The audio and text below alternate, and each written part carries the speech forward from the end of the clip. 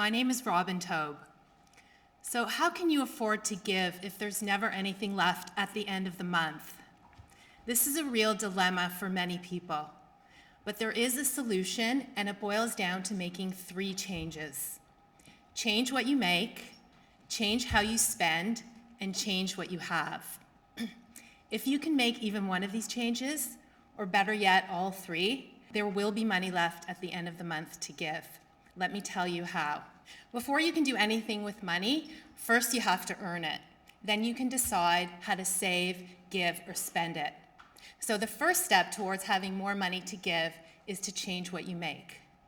So how can you earn more money?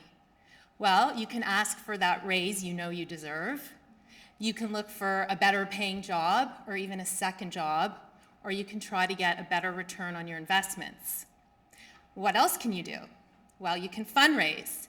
Now, I know we have professional fundraisers here with us tonight, but even us amateurs are doing it.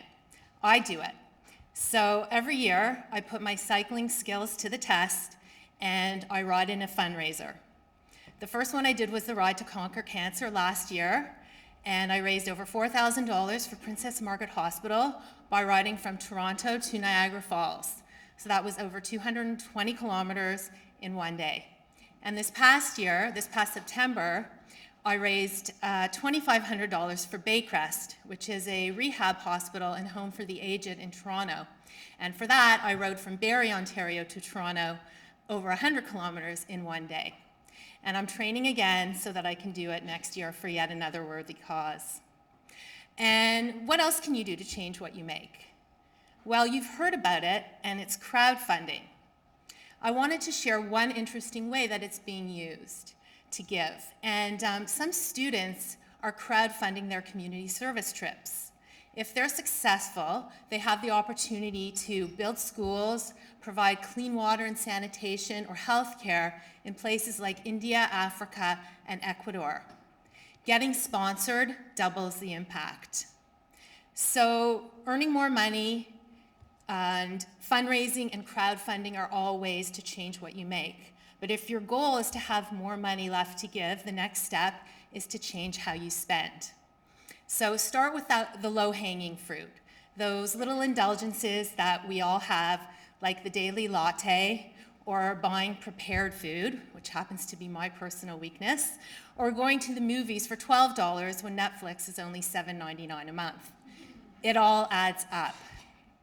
Now, it's hard to cut back on your needs, the must-haves for survival, your mortgage payment, your car payment, your electricity bill, and your groceries. It's easier to cut back on your wants, the nice-to-haves, travel, going out for drinks, restaurant meals, or that gorgeous new pair of shoes. Now, I'm not trying to tell you to cut out all the fun stuff, just to be more aware of the difference between needs and wants. Bringing more awareness to your spending leads to better choices. Use your personal values to help guide those choices. You'll find that you get more lasting satisfaction and enjoyment from the things you do buy, and you won't think twice about the things you decide to forego. So, what are your personal values? What are the things in your life that are most important to you? What are you willing to take a stand for? Is it academics, achievement, prestige, security, family, or adventure? It's very personal, but your values will also help guide you towards the causes and charities you choose to support. And finally, making an effort to get more for your money is another way to change how you spend.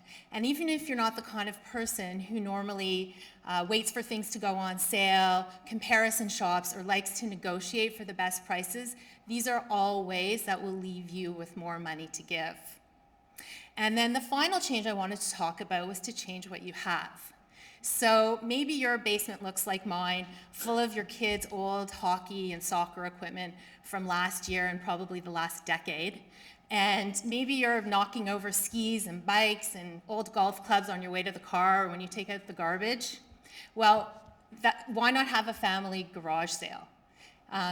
You can get together as a family and decide on what cause you want to support, and you can advertise that it's a charitable event in order to bring in more people and possibly more money. And if it's good enough for Oprah Winfrey, it's good enough for you.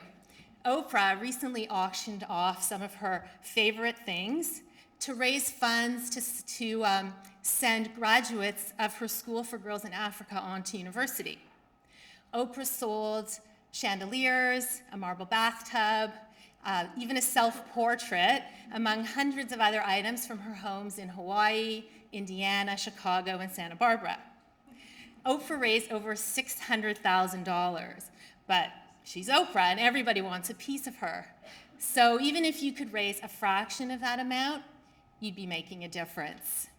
So these changes that I've been talking about, earning more money, spending it carefully, consuming less, and repurposing your old stuff, that's financial literacy. That term seems so intimidating and complicated, but it's not. It's everyday decisions that all add up. So make yours add up to more money left at the end of the month to give. Thank you.